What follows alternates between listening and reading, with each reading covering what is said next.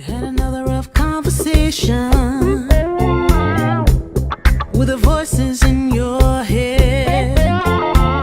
They said that love has shut the door on you, and you'd be better off instead.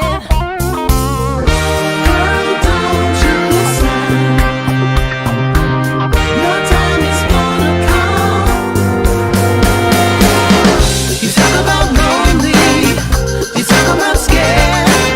I think you're thinking that nobody cares. Well, you know it ain't over, but where to begin? You gotta play if you wanna win. Yeah. So when you gonna let somebody in? It's a classic situation where you don't know how to feel, so you go it alone. You turn off the phone when the struggle gets too real. Yeah, girl, you better listen. It's time to make a change. You talk about lonely, you talk about scared. I think you're thinking that nobody cares. Well, you know it ain't over, but where to begin? You gotta play if you wanna win. So when you gonna let somebody in? Yeah, let 'em in. You talk about lonely, you talk about scared. I think you're thinking that nobody cares. Well, you know it ain't over, but where to begin? You gotta play if you wanna win. So when you gonna let somebody in? Let 'em in.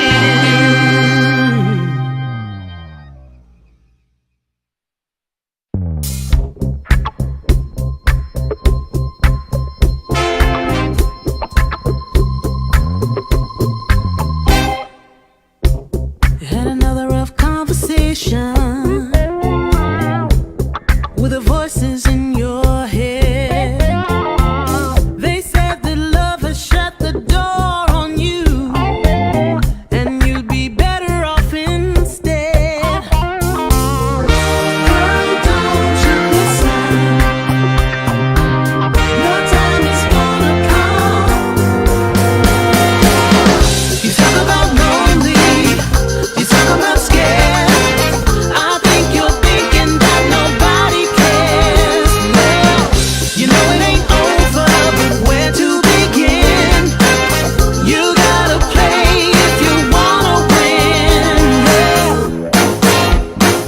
So when you gonna let somebody in? It's a classic situation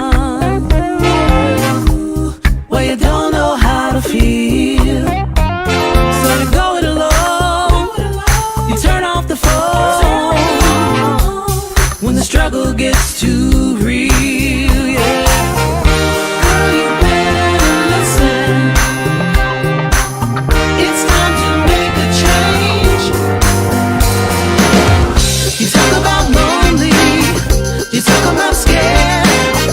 I think you're thinking that nobody cares. Well, you know it ain't over, but where to begin? You gotta play if you wanna win.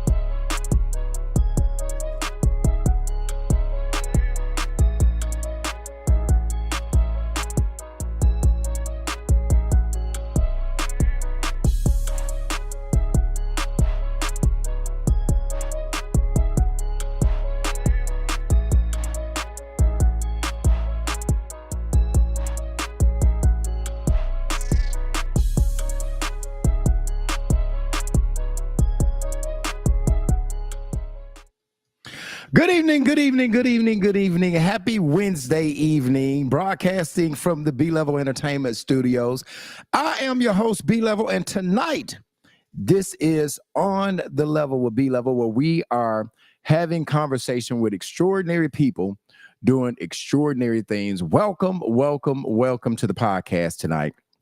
Now, tonight we've got a really good guest that we're going to have some conversation with. But before we bring our guests up, I do have to pay a couple of bills. As we say every Wednesday night, we do this show that I'm doing right now called On the Level with B Level, as I said, where we talk to extraordinary people that are doing extraordinary things around the city. If you would like to be a guest, okay, I would need you to inbox my Facebook page, Brian Stewart on Facebook, or UTB Podcast on Facebook, or send an email to utbpodcastlr@gmail.com and tell me why we should be having some conversation with you, okay?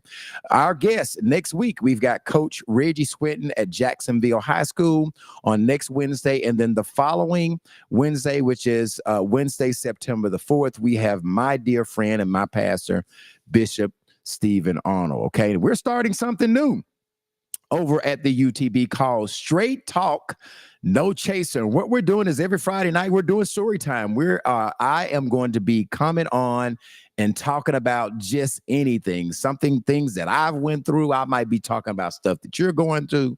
Every Friday at noon, we are talking. It is very poised. It is very straightforward. It is not made for every ear, but straight talk, no chaser. Please lock your box on Friday at noon. We have a new segment called Straight Talk, No Chaser. So make sure you join in with this on Friday. And let me bring my guest up front. Here we go. Good evening. How you doing, Bobby? How are you, man? Yeah, what's going on, B-Level? I am good. I am blessed. Happy to be here. Well, first of all, welcome to the podcast. As you know, that we have been doing this thing that we started on Wednesday, where we're trying to make our way to talk to extraordinary people that are doing extraordinary things. I have been following your movement. I think what you're doing is very extraordinary, and we're going to get into some conversation of some of the things that you're doing to be able to make it on the platform. But first of all, welcome. No, appreciate you. I don't know about extraordinary. I'm regular old Bobby, but I do serve an extraordinary God. But I'm blessed to be here. Well, listen, let me start off by introducing you, and then we'll find out how extraordinary you are, right? Once we get into our conversation. Okay.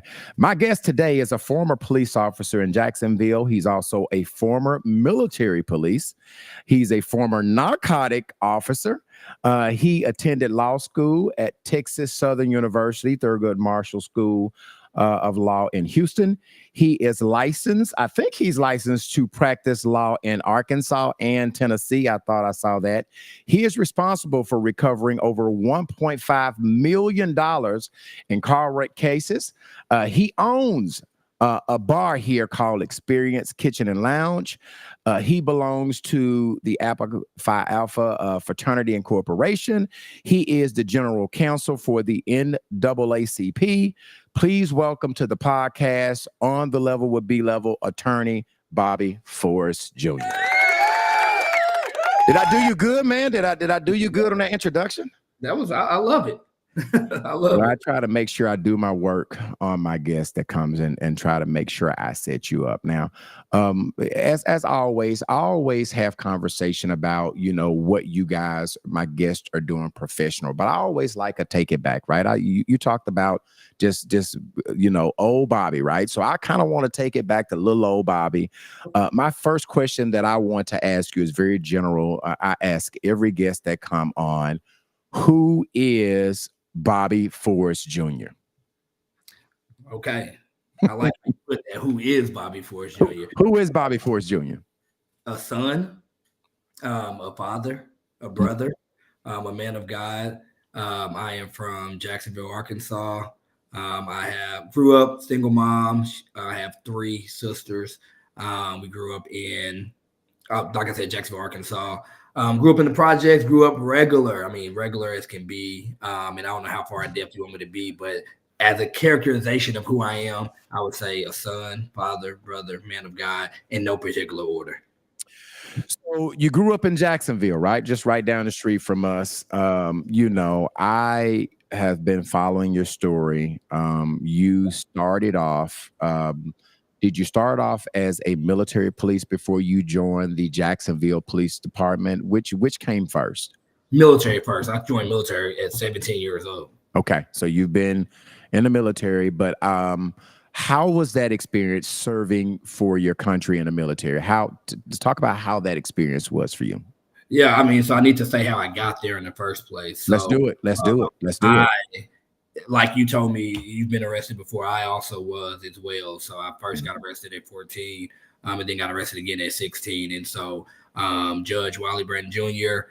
Basically, giving his speech was saying, "Hey, you need to choose a different path." And so the path I chose was military, and especially going up without a father. I think it was very important that happened. It changed the whole course of my life. So the description of the military, I would say, is it was the best thing that could have happened to me. It instilled discipline.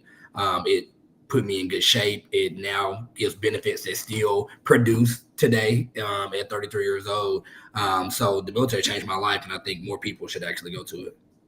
So when you say you was were you raised by a single mother? I was. Let's talk about your upbringing. Did you have siblings? Was it just talk about your siblings and in your mom in your upbringing? Yep. So single mom. So I got three sisters, one older than two younger. Okay. So we grew up in the projects called Willow Bends, 300 Marshall Road. They're getting ready to tear them down now, kind of sentimental, but I'm sure they probably need to be.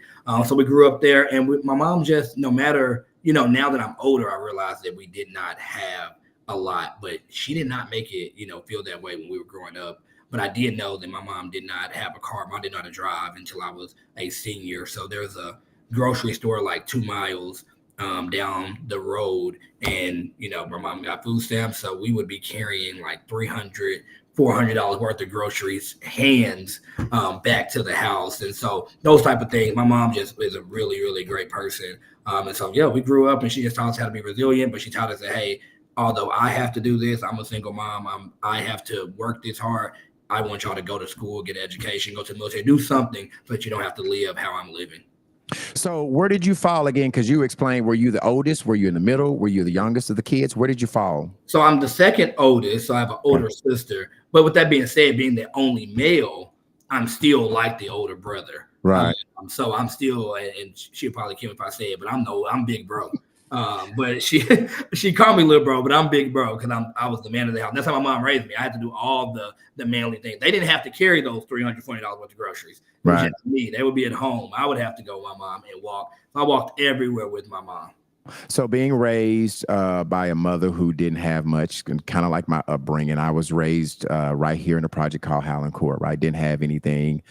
It is natural. Would you say that it is natural for someone who has been raised like we were raised to kind of go to crime, right? Some, whether it been selling drugs or whether it been, theft by receiving, it's natural for kids who don't have much to go and fall to crime. Did you say that be a fair, assessment of absolutely what's fair, what it's in our purview? We see crime all the time. It's in our face. So naturally, most of our Black males with the upbringing, mother didn't have anything. That's kind of what the go-to is, correct?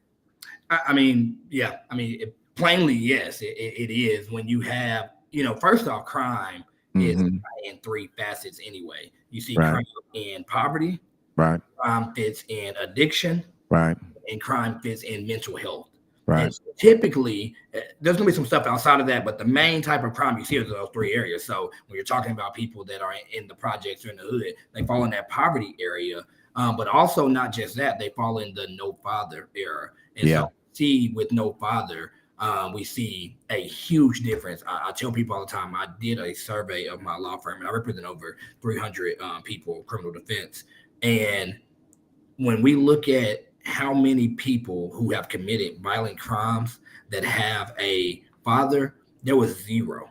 Zero people, zero Black men that committed a violent crime in my firm. I'm just thinking about my firm. I'm sure that's the number, but in my firm, 0 black males committed violent crime. None of them had a father figure bringing up, and that tells me a lot. Now, people who have possession charges or possession of gun, lots of those have fathers, but particularly when we're looking at murder, aggravated robbery, those violent crimes, none of them have fathers. So that to me tells me a lot of how serious it is to grow up and have a father. And also for those who did not do that, like myself, how blessed we are to make it out, and that God kept his hand on me and he became my father. So you went to the military. What did the military teach you? What did it go into the military? How old were you when you went to the military? 17. What did that teach you as a 17-year-old and listening to the military? What did the military teach you? I mean, strictly discipline. Okay. Discipline, not giving up, how to think quick on your feet, not how to be emotional when you're thinking. If you are getting gunfire by your head, you can't freak out. You know, you stop and think. And so it's problem solving. And it taught me at least how to have a plan. So it was the start of me to say, hey, I can do something bigger than myself.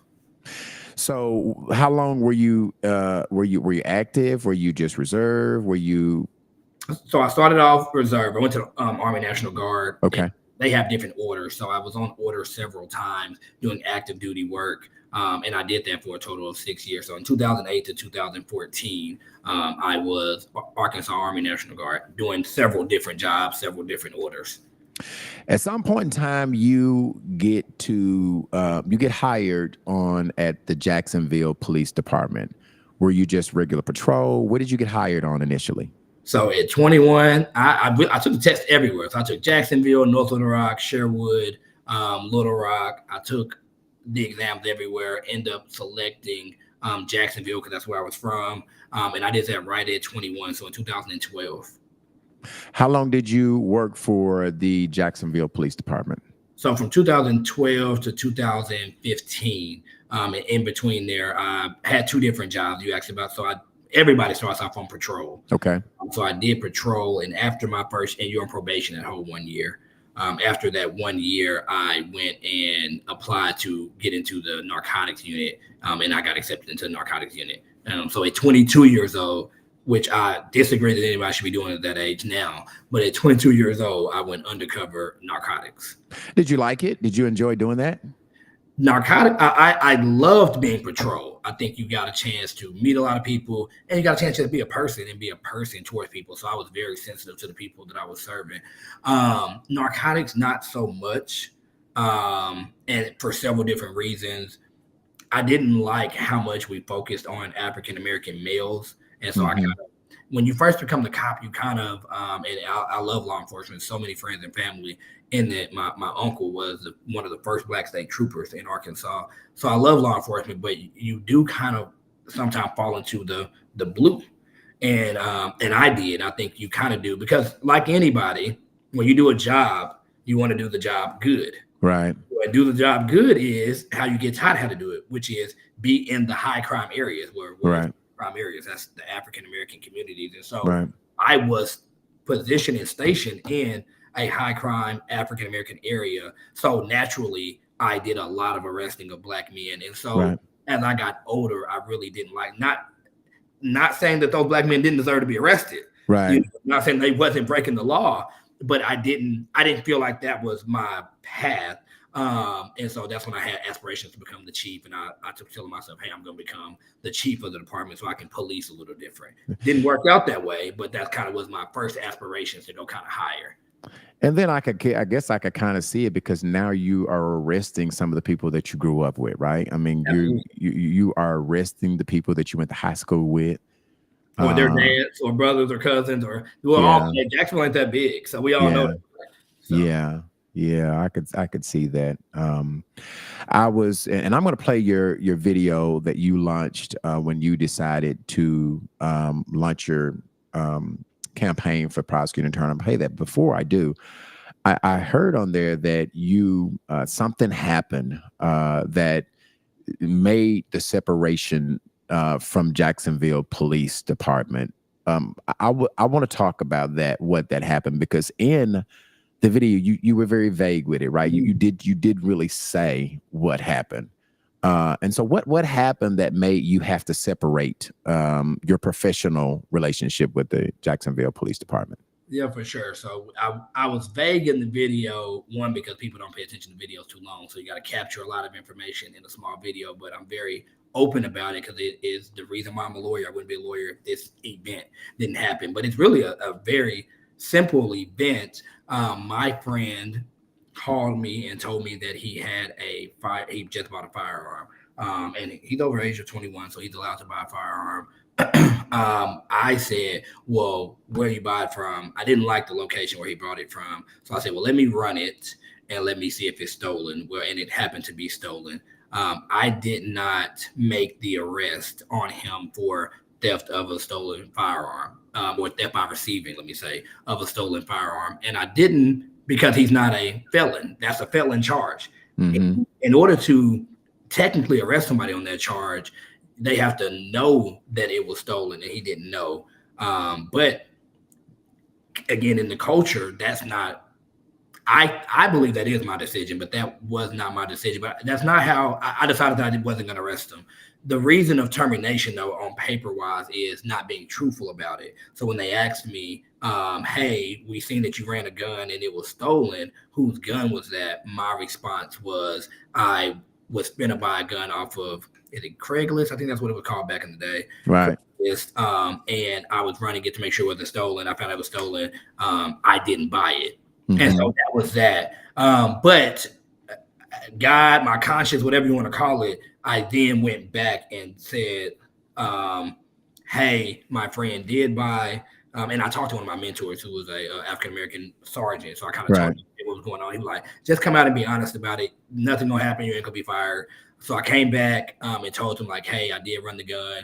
I've already worked it out for him to turn the gun into the sheriff's department where it was stolen out of, without being arrested. I was able to call the detective on the case and say, hey, he did not know. He's willing to turn the gun in. He's also willing to say where he bought it from, the location. He doesn't know the person, but the location.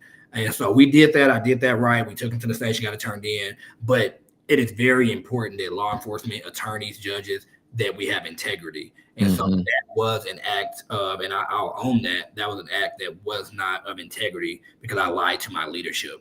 Now, with that being said, before then, I've received 3 accommodation letters from the mayor. I saved 3 different lives. So all that's on my page, different things, different videos where we chasing people. Men stole a school bus and had kids in there. Right. First responding officer got a reward for that.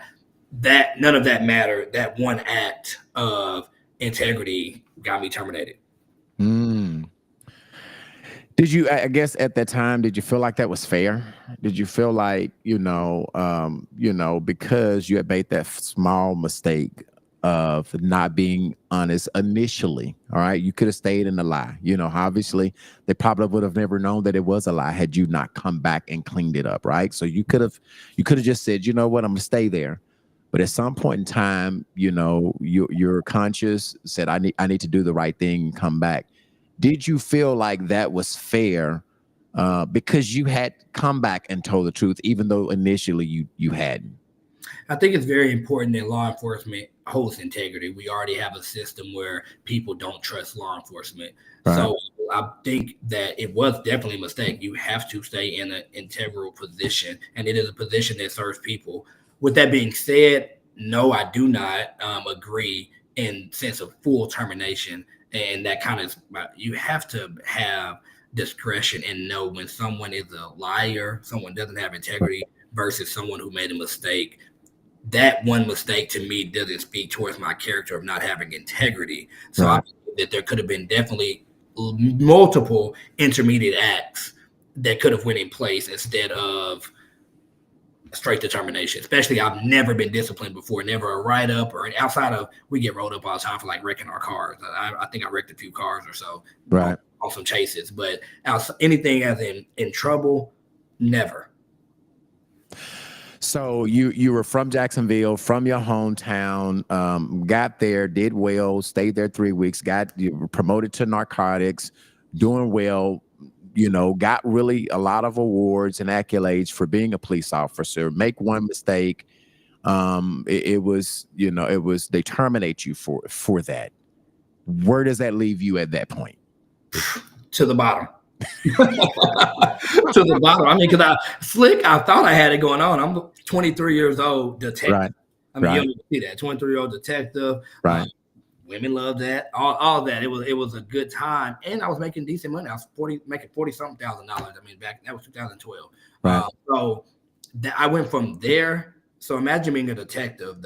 When you walk in a place, everybody's yes sir. All of the things that you get that come with that. Right. Fired. I started working at K Hall & Sons washing crawfish for $8 an hour. So that's where it left me. It left me not knowing. My whole life, I thought I was going to be in law enforcement. Even when I was a child, I used to ask my mom to give me handcuffs and walkie-talkies and play cops and robbers. I don't know where it came from. That's just always been in me. I think that most people, when they were young, wanted to be a police or a fireman. Like I think that's kind of natural for all. Yeah, definitely. Go ahead. And so that my whole life I want to be that. So imagine if your whole focus is to, hey, I'm going to be a police officer, and I did it. Right. I'm also planning on how do I? No doubt, when the sergeant test would have came up, I would have made sergeant. So my whole plan is to move up in ranks my entire life, and that happened. I mean, I had no plan and no money. Yeah. So this leads you to decide to go to law school. How do you go from wanting to be a police officer to a lawyer? Yeah, most people grow up wanting to be a lawyer. That was not me.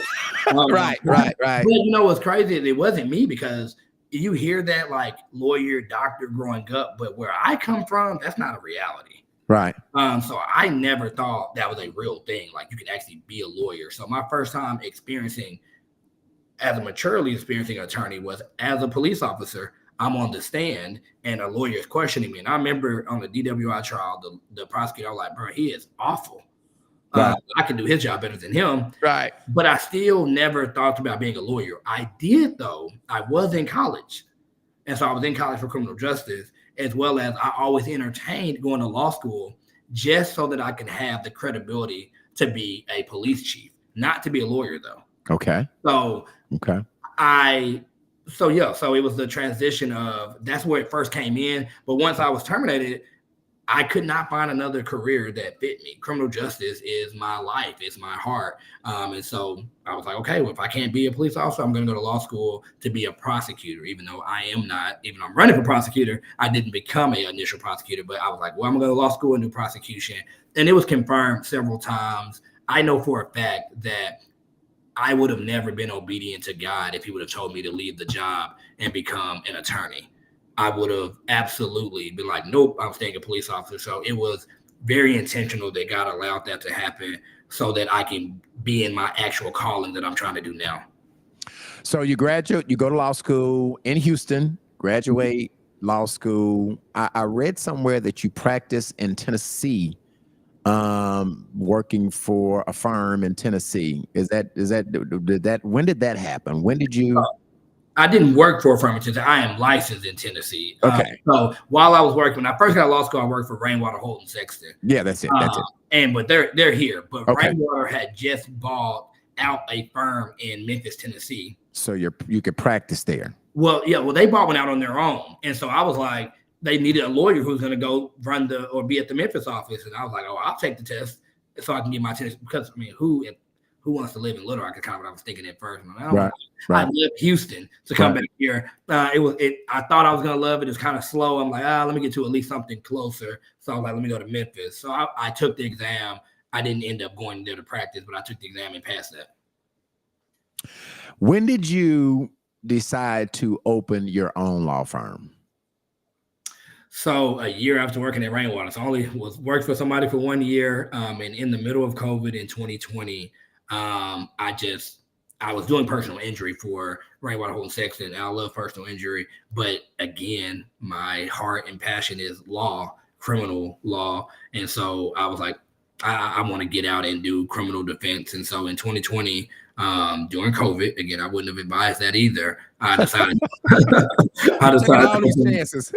Yeah, I'd be just doing stuff sometime. But really be God giving me the inkling, and I step out, not always fully trusting in them, but doing it. And then it worked out for me. So in August 2020, I opened up my own law firm. And at that point in time, I was with a partner as well. Her name's Dominique King. So we opened up King and Forrest Law Group. In fact, that's a whole story in itself because it didn't open. So I quit Rainwater. I'm going to say it. I quit Rainwater to join King and Forrest Law Group. The night before we opened, we took pictures. We posted on Facebook. Everybody like, oh, you're going to be the dope black law firm. Right before, Sunday before the Monday we opened, the two people with the last name King said, we don't think this is a good idea no more. Let's cancel it. Well, I ain't got no job. What you mean? I didn't quit Rainwater. And so from there, 3 days later, I was like, you know what? I guess God wanted me to do this alone. Stepped out and opened up my own law firm, Forrest Law Firm at that time. For those of you guys who are just tuning in, we are talking to Bobby Forrest Jr. He is talking to him. We are talking to extraordinary people doing extraordinary things. If you are just tuning in, please share the live. Please share the live. Bobby, so you open up and by the way, what's the name of your law firm? Currently, it's been 3 different names. So I'm Forrest Law Group. Then I ended up going back into business with that same person who quit the day before, King and Forrest Law Group. And then now it is called Chosen Law Group. And is it, are you the only attorney there? Do you have other attorneys at your firm? Yeah, we have other attorneys. So we have Keisha Brewer, who does family law. We also have Daniel Marks, who does criminal defense with me. Now, what other law do you practice other than criminal? What other law do you practice? So I personally also do personal injury. I learned that skill at Rainwater. It is a pretty simple law. It doesn't require me to go to court a lot. So I also do personal injury, but my main focus, my docket every day is criminal defense. Now, while we're talking about criminal law, I noticed that, and I just noticed because I'm friends with one of your clients. I saw that you took on Nick Thomas as a client. And, you know, he has been in, social media, all over social media lately. He has, been all over, just into it specifically with this, the LRPD. Is he one of your clients? Do you represent him? So because he said I represent him, I can say that I represent him. But that's pretty much where I'm limited at on our connection due to the attorney-client privilege. But I do represent him on a specific matter. And I can't also state that matter, but I do represent Nick Thomas. Well, let me ask you, you can decide not to answer it. Obviously, from a lot of people's standpoint, he is being targeted. And do you have a stance on it? Do you have a professional stance on what's going on with him as your client? As it relates to, here's how I'm going to answer this question. We have to consistently find ways to educate both officers and law enforcement and educate the community on how to interact with one another. And if we do that, we won't have all of these incidents with different people. And so that I'll just say my focus is more so on the holistic picture, which is we have to bridge the gap between law enforcement and the community. And quite frankly, specifically the African-American community, because that is the majority of the criminal community. It is what it is. It's the truth. It's the numbers. It's 2/3 of the system. So we have to find ways to bridge that gap. I think that definitely starts by electing the correct people in office. So before we go in talking to your run for prosecuting attorney, I am going to play a video that's about 3 minutes long that I actually got off your Facebook page that talks about your run for the prosecutor office. And then we'll come back and we'll have some conversation. Okay. I'm going to play this video and we'll come back and talk about it. Okay.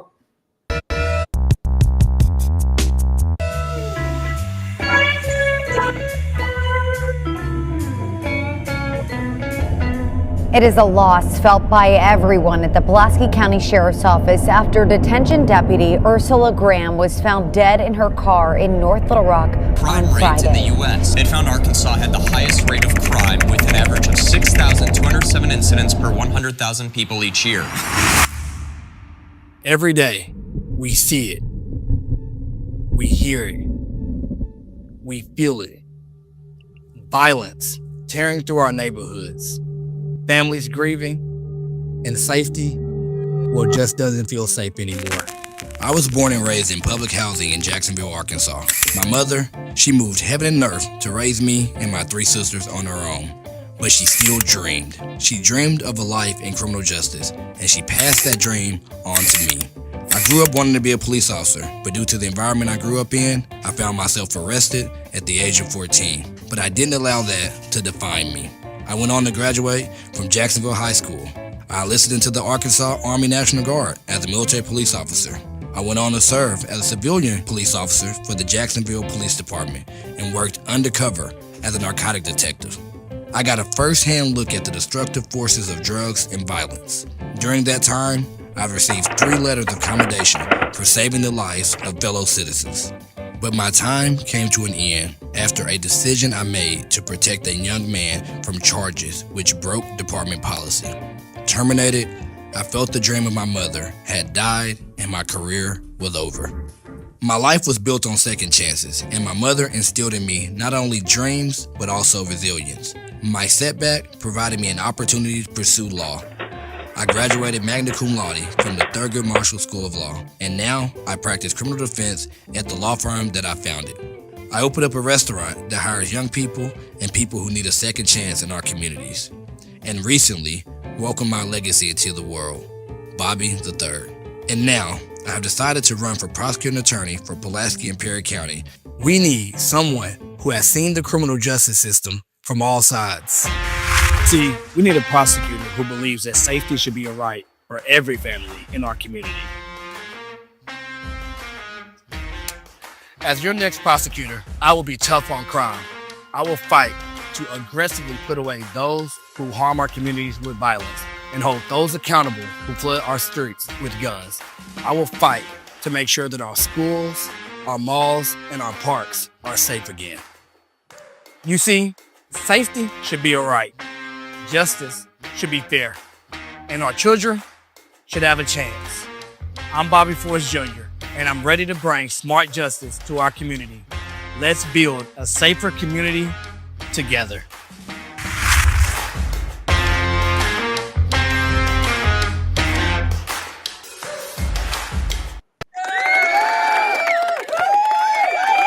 So, but Bobby, before we get into our conversation about you running for prosecuting attorney, I saw that you lost your sister. My prayers are with you, your family.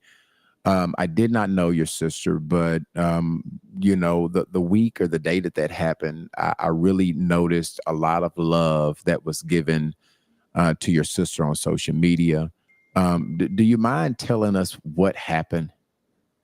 So it's a case that is still under investigation. What I do know is the night before or sometime my sister left out my mom's house and didn't return. I got the call the next day. So that was on a Thursday that she left Thursday night. Friday, I remember being at Benihana and my mom let me know, like, hey, Ursula didn't come home. Maybe she at work. But she worked at the sheriff's department, but they came by the house like, hey, Ursula haven't came to work. Where she's at? Officer safety check. And at that point in time, that was when it was a concern.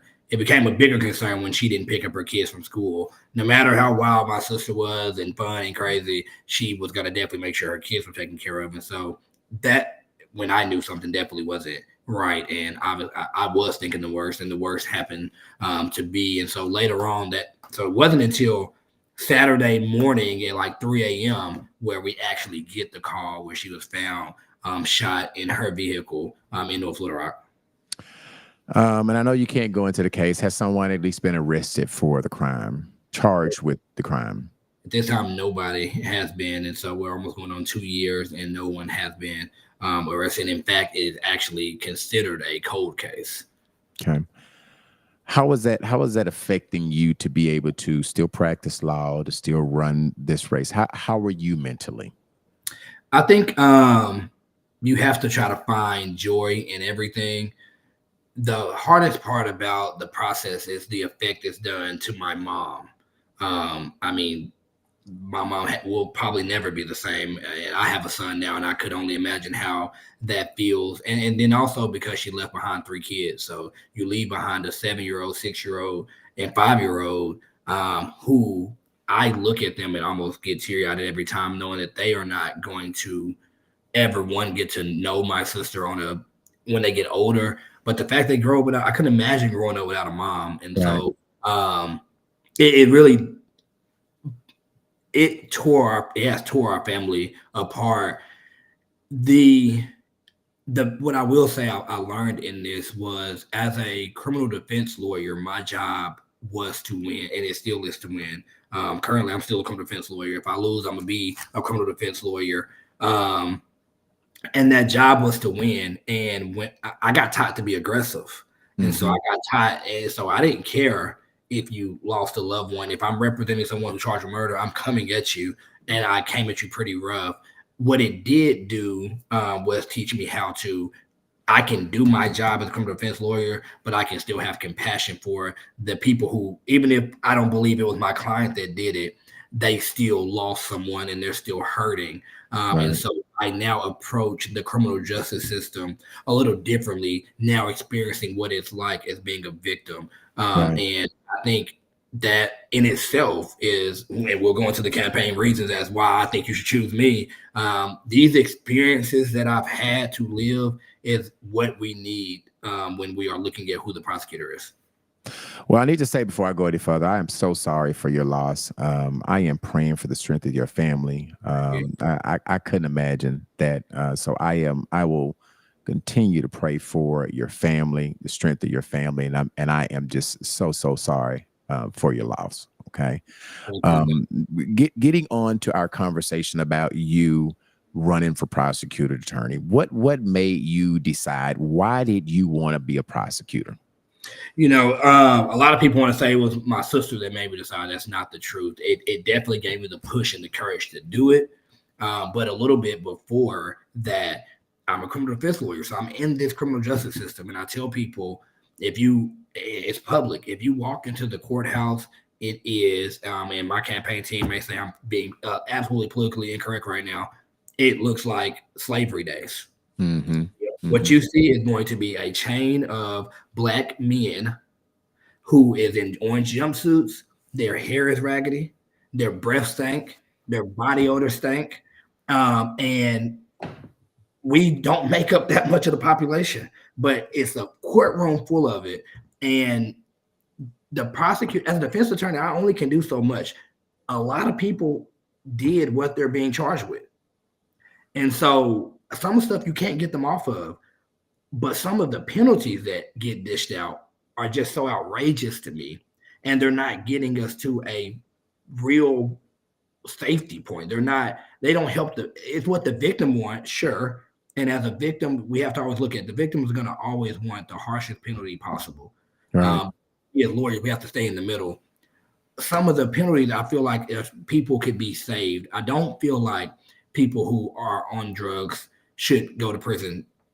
I don't feel that way. I feel, and there are times, but I think that's for drug dealers. But when you got somebody who has 2 grams of crack or 2 grams of meth, I don't care if it's the 9th time. That's what addiction looks like. Until they get the real help. So using them to prison doesn't help, especially because you get to get the drug in prison. So why not just invest in helping a little more? So my whole platform is just about being aggressive on crimes that matter. Homicide matters. My sister's killer, that matters. Commit sexual crimes, those matter. And theft matters. But I don't think people who stole, I just represent a lady who stole and didn't steal. She was charged with $9.80 from Walmart, but she paid $198. She missed one scan and they didn't want to hear anything. They charged her. Obviously, we were able to get the case dismissed, but it's those type of things that was breaking my heart in the criminal justice system. And the person who controls that is the elected prosecuting attorney. And so if I'm going to be a person that loves criminal justice the way I do, I love my community. I love my son. I love people. I said, hey, I'm going to at least be the one to run. Win or lose, I'm going to run and shed light on what I see every day.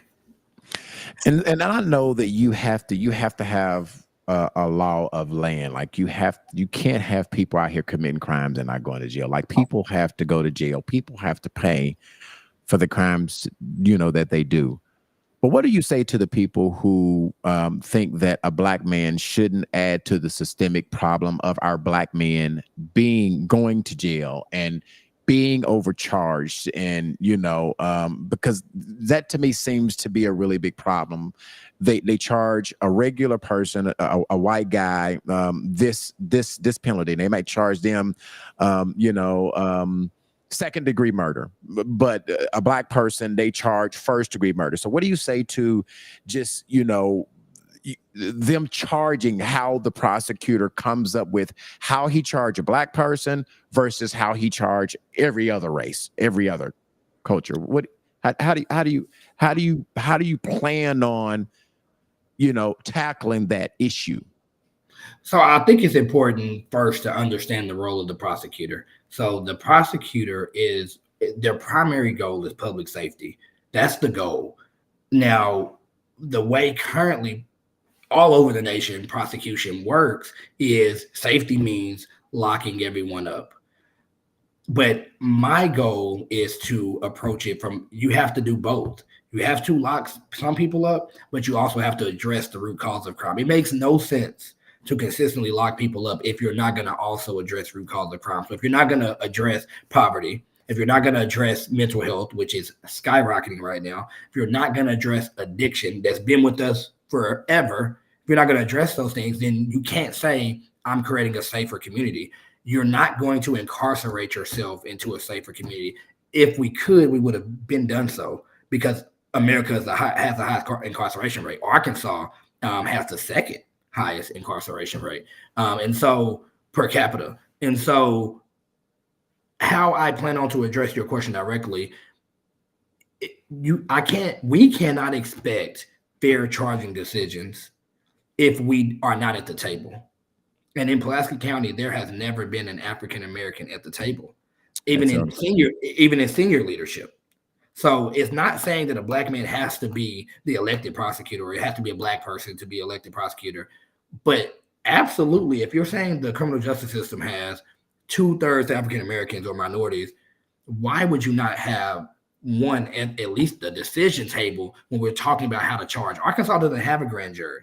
Right. So other states, they have a grand jury. So when you want to charge somebody, you have to take that case and put it in front of a grand jury, which are citizens, and they decide do you have enough to move forward with charges. That is not how Arkansas works. The elected prosecutor himself or herself decides, I believe this person committed this crime, and so I'm going to pursue charges against them.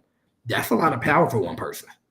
And the table, my opponent currently posted and bragged about his senior team, nothing but white bodies. And I have no problem with it's not a race thing, but it doesn't make sense to not have and to not even try to have African American at the table making decisions. Are you running because you think that the prosecutor now that's in office is not doing a good job? Do you feel like he is doing a fair job? Do you kind of talked about the fact that he has no representation of African Americans at the table. So are you running because you feel like he's not doing a great job? Absolutely. Okay.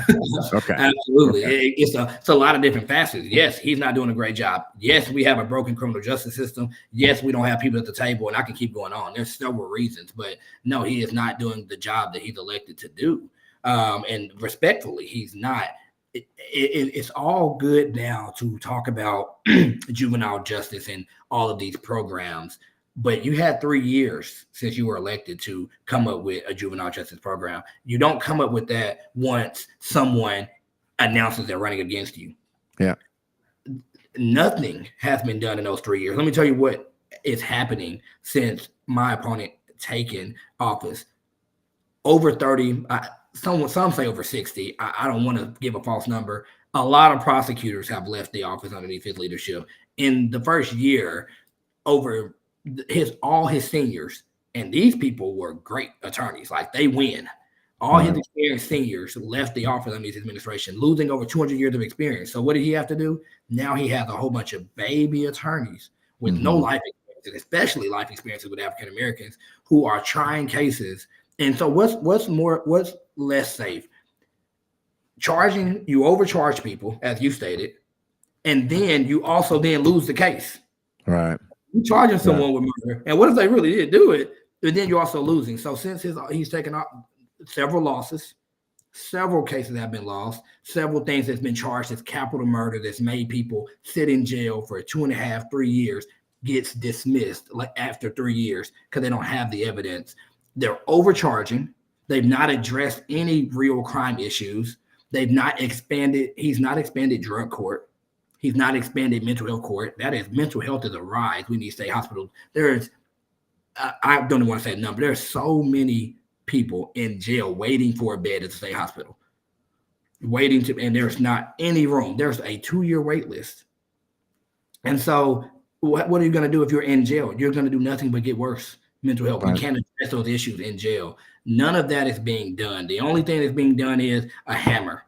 That's the only tool this current prosecution office has. Hammer, hammer, hammer. And they're not even good at hammering because we are whooping their tails raggedy. But all they have is hammer, hammer, hammer. I am trying to bring a tool bag that times there's going to be a hammer, but at some time we're going to need to have a screwdriver or a Band-Aid. We have some other tools that some people need that can get to a true safe justice. So the office that you're running for is Pulaski County and Perry County, right? What's the demographic? What's the race background percentage of Pulaski County? How much of Pulaski County is African American? What's the percentage? Race? I think they say something like 40-something% African American. Okay. I probably should know it off my hand, but that's what you hire people for, to know the exact numbers. I want to say it's about 40-something% African American. Now, Perry County, I don't know if there is an African American, but to give it credit, I know it's in the 90s of white in Perry County, which has about 10,000 people. And so logistically, I don't know if you've thought about this, but logistically, if Pulaski County is 48% Black, in my mind, and maybe not, in my mind, you would need to win all of your race and some of the other race. Is that how you are approaching this? Is that I'm approaching it? I want everybody. Safety don't have a color on it. Safety, Black communities should want safety. White communities should want safety. Well, realistically thinking, Bobby, you can't get everybody, right? I mean, realistically, I mean, hell, I want a lot of stuff that I probably, but so I'm saying realistically thinking, how realistic do you think?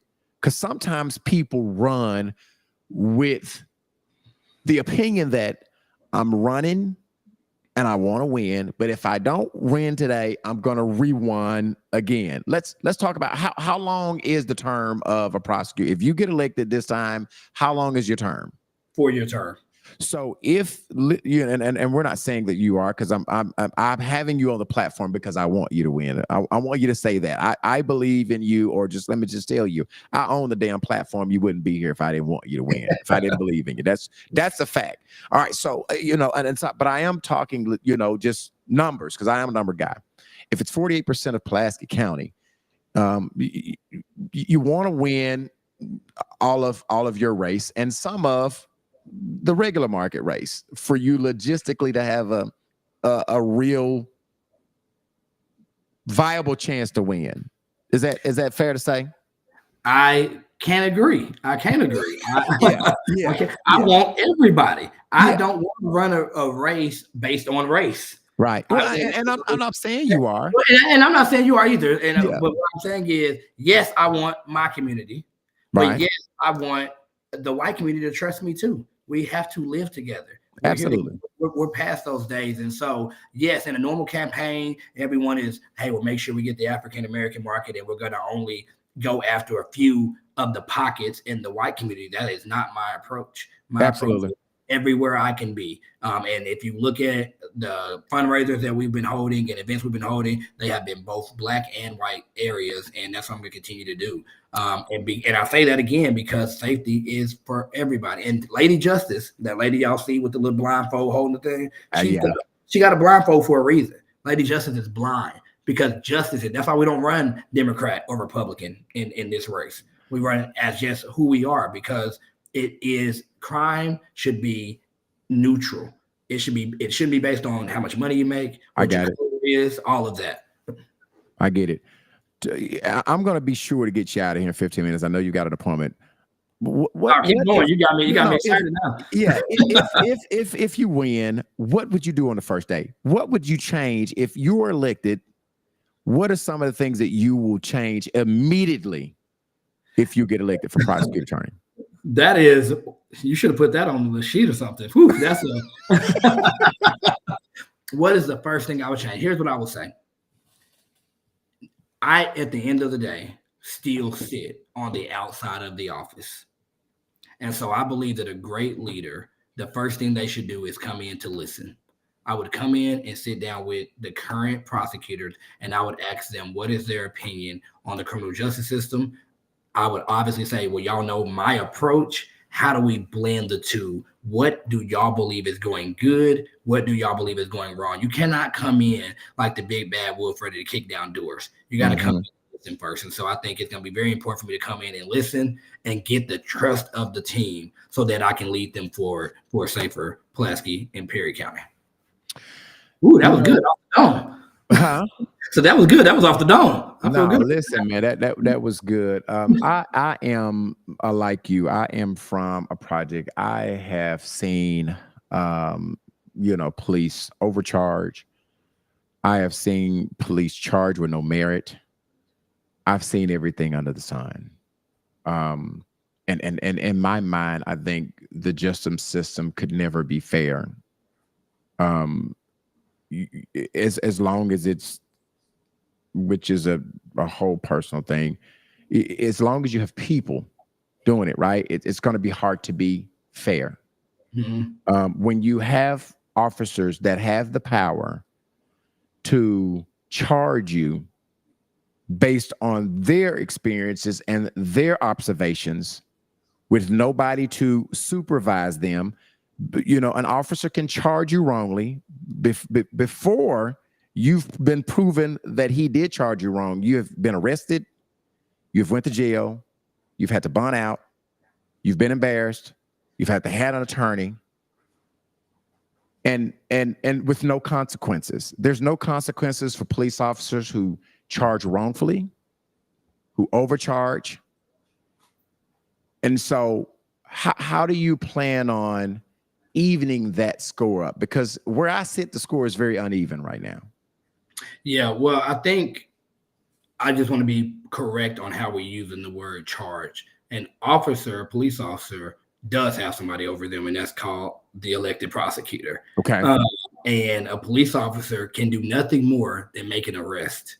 And to your point, they can arrest you, but immediately under that arrest, the prosecutor office is who determines the charges or if the charges are valuable. And so when you go to that probable cause hearing, currently the way the prosecutor office work is they just reading the report that the police said and they are charging it. And judges are saying, we got probable cause.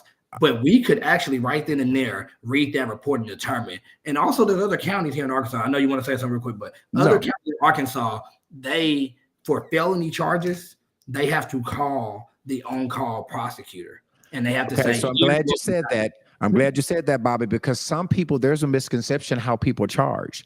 So what you're saying is that no police officer has the right to charge you with anything. They can make an arrest, but it has to go to a prosecutor for him to read what happened, and then they decide who gets charged.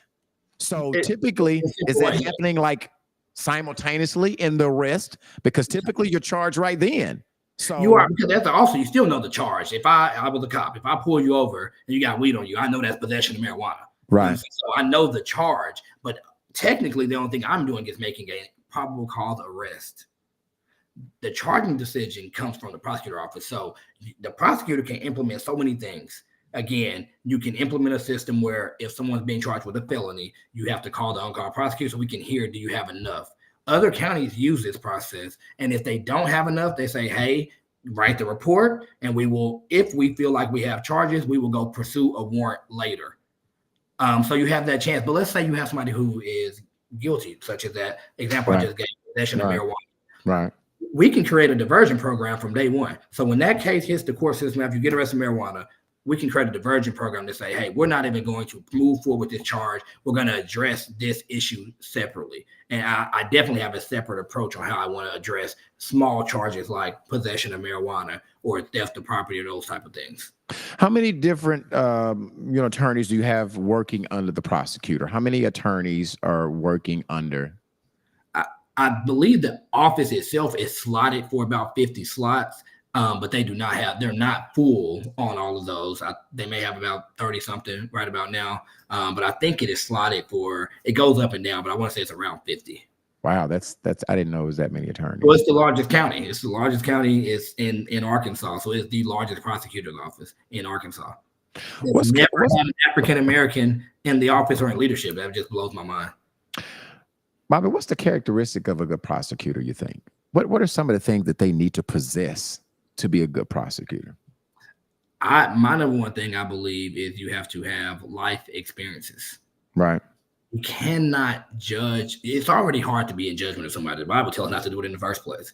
Mm-hmm. So you already have a lot of power, and somebody's life's in your hand. You're dealing with two sides. You have a victim who has been affected, mm-hmm. and then you have now a defendant that their life is going to be affected. You cannot gauge that without proper life experiences. Currently, our prosecutors, they are seasoned prosecutors. Our current prosecutor has only been a prosecutor.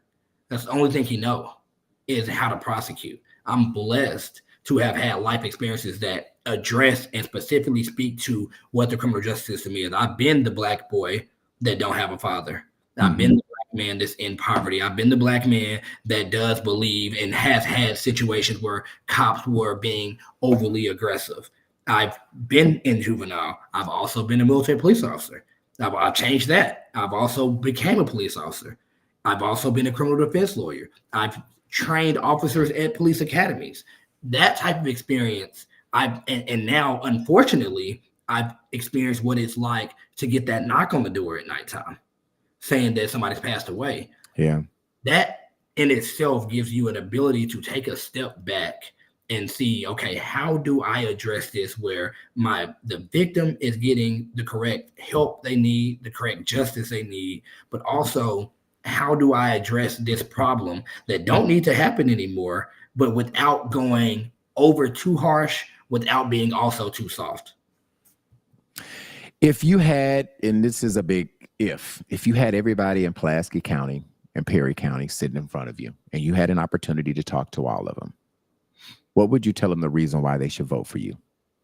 I would say you need to vote for me because I am a man who is just like everyone else. I don't sit on a pedestal. I didn't have the ability to sit on this high horse. I don't buy boats and ride on boats. I don't have that life. I come from exactly where the system, that the people that are in the system, I come from that area. And coming from that area, I've been able to learn so much, and I have so much to offer the criminal justice system. I believe that we should approach our system with compassion. I don't believe we have enough compassion in the system. I believe that we have to stay aggressive and that we can do that. I believe that we have to bridge the gap. I created a safety plan, 5 different pillars. I believe we have to hit all those pillars. We have to go after violent crimes. We have to address the gun trafficking and the gun problem that we're seeing in juvenile. We have to address juvenile justice. There's too many Black people without fathers. I have a son. I'm a father in his life, but there's so many others that's not. And we see that those are the people that are breaking the law. We have to address mental health. We have to address poverty. We have to address addiction. We have to bring the community together. I can do that. I can bring our community together. I can bridge that gap. I can sit down and talk as a common person. I don't want to just run this office as the person sitting on the high horse. I want to create other people to come in. As prosecutors, as lawyers, we sometimes sit so far away from the people we serve. I would love to create a system where we have liaisons and we create a board. Since we don't have a grand jury here, I can't always know what the right thing is to do for this person that's sitting in front of me. So how about creating a board where since I don't have a grand jury, hey, y'all, do y'all believe that this juvenile should be charged as an adult? Or do y'all believe this murder, it should be a death penalty case, a life without case, or should it be a term of year? Getting more, not the Bible says where there's a multitude of counsel, there's safety. Getting other people involved. I am here to bridge the gap between the legal system and the community and give justice to both victims and to offenders. So are you saying something like the civil committee that the police department has, having a committee that kind of refers to you, you kind of tell them that's what you think the fairest, and it's taking out of one person's hand to decide how far this is go. It is a multitude of people coming from different backgrounds talking about that, so that it is more not controlled, is not as so much controlled, is what I'm hearing you say. Absolutely. People that get elected, and then they leave the people. Yeah. And then they come back when election season's over again. This is the way to stay connected. The people who you serve, the people who will vote you in, and they have the power to vote you out. We as a community have to understand, if we want change, we have the power to elect the people that deserve to be in office. Elect me, and if I don't do good, elect me out. They know we have the power. We have to know we have the power. When I say they, I'm not saying white people. I'm saying the world knows that the power is in the vote. And we as young people, we as African Americans who have I will address it, we do have a very low voting percentage. We have to determine how to make that change. They know we have the power. We have to know we have the power. Voting is a responsibility. We too much went on to get these voting rights. If voting was not important, they would not consistently strip the laws away to make it hard to vote. Our ancestors would not have died and given everything so that we have the power to vote. We have to get back to voting and holding people accountable, or we're going to see our community, for our children, go downhill quicker than we've ever seen before. When is the election, Bobby? When is the election? Election is next year, March 3rd, 2026. That is the election day. I encourage everyone to vote in early voting period, which starts February 16th. You can go to any precinct, it's 131 in Pulaski County, to vote doing early voting. If you wait till the last day, you have to go to your specific precinct where you're registered at, and that line's going to be long. Knock it out. You got 2 weeks to knock it out. And quite frankly, for the people that's listening, early voting is in Black History Month. It's the first time that it's been in Black History Month. Let's use that. Let's flip the votes. Let's flip some of these seats. Let's get people who care about the community elected. So February 16th, early voting start. Please check your registration to make sure your address is correct. And most importantly, if you're not registered, register to vote. You have to be registered to vote 30 days before. I would say everybody get registered this year, 2025. Don't let 2025 pass without being registered to vote. How can people support your campaign? How can you get involved in your campaign, whether it's fundraising, whether it's holding signs? How can people support your campaign? Every campaign needs money. But that is, and I'm gonna get in trouble for saying this, that's not having been my focus this whole campaign. My focus is on getting the word out and getting people knowledgeable about what this position does. How you can support is spreading the word. When I post something, repost it. When you see that there's events being held, come to them. You can go to the website, www.forrestforprosecutor.com, sign up to be a volunteer. If you want a yard sign, we're giving them out for free. It's a link on there to click on that. We'll be bringing them around in December so we can have them out in January. Be a volunteer, but be a voice. You know one or two people and they know one or two people. Be a voice, speak out about it. We have a chance to make history. And that ain't the whole reason you should vote. We have a chance to make history and to change the dynamic of what we currently see in the criminal justice system. So we got to take that opportunity while we got it. Before we go, let's read some of these comments. Tamala McElroy is saying, "Hey, Bobby, welcome to the podcast." Tam is also saying the next prosecuting attorney. Tam is also saying that's why we need him. Tiffany Age is saying he is good at what he does. Latanya Morgan is saying, have you hosted those type of sessions with the community? Question, have you? I guess it was something that we were talking about. We kind of passed it. I probably should have answered it earlier. I don't know. If you're still on here, Latanya, be specific about when you say hosting those type of sessions in the community. Be specific so that I could read it again. Miss Brown saying, wow, I'm sorry for your loss. I guess we were talking about your sister. These are comments kind of, what is your opponent and how do we support your campaign? Latanya, he just said how to support it. She just asked, who is your opponent? What is your opponent's name? I'm only gonna say his name one time. We ain't giving energy to his name, but his name is Will Jones. Okay. Safety doesn't have a color. I agree. And Danielle is saying, what is your opinion on the drug court system? Is it a fair system? And if yes, for who? There's a question that we got online. Drug court is a diversion court where essentially if you are charged with a drug crime and they believe that you have a drug problem and you're not a drug dealer and you don't have any prior violent crimes, then you can qualify to go in drug court, where it is to help get you rehab. It is to make sure and try to not make you be a felon in the end of it. So it's a program. Here's what I have to say about it. It is a good program for those who are accepted in it, but it ain't that many, specifically African Americans, being accepted into the program in the first place to get that chance to be to get rehab, as well as there's certain restrictions in drug court that I also disagree with.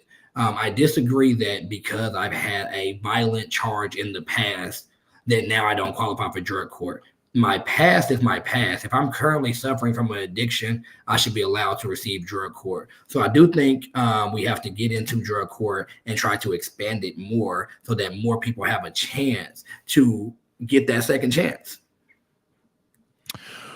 Juanita Burnham is saying, vote Bobby Forrest for prosecuting attorney. And Marquez is saying, thank you, Marquez, for sharing it. Bobby, did we miss anything? Obviously, we talked about a lot of things this evening. Did we miss anything? Any message that you want to get out? Did we miss anything that we failed to talk about tonight? I don't think we missed anything. Here's what I would say. I'm not perfect. I've made mistakes. I'm such a regular person. I don't even know if I answered all the questions how I should. You did. But I'm not. The thing is, I'm not political. This ain't for me. This isn't political. It really is personal, and it's really, I take it very serious. So I'm just trying to be as transparent as I can on how I feel, and I want everyone to know that when you elect me, you elected someone who's lived it, who've experienced it, who is currently in it, and who has a plan to change the system and the way we approach crime. And so read my background, reach out to me. I would love to talk to anyone who wants to know more, so you can get to know the person behind the name, not what it's assumed to be. I'm not the big criminal defense lawyer. I'm not the owner of experience. None of that. All those are titles.